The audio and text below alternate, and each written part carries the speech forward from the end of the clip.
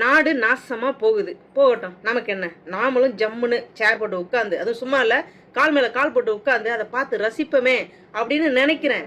ஆனா முடியலையே, என்ன செய்யறது? நம்ம கிட்ட இருக்கிற மனசாட்சி சும்மா இருக்குதா? 4 கேள்வியை கேட்டு வச்சுப்படுது.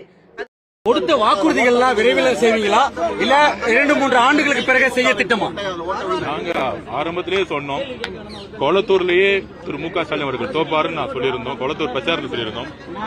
இப்போ அவன் கேட்டதுக்கும் நீங்க சொன்னதுக்கும் என்ன சம்பந்தம்? பஞ்சு நல்லா இருக்கான்னு மட்டும் பார்க்கணும், அதுக்குள்ள ஆராய்ச்சி பண்ணக்கூடாது.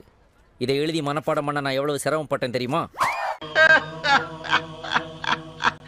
பைத்தியக்காரா பைத்தியக்காரா, இனிமேதானே தமாஷே இருக்கு.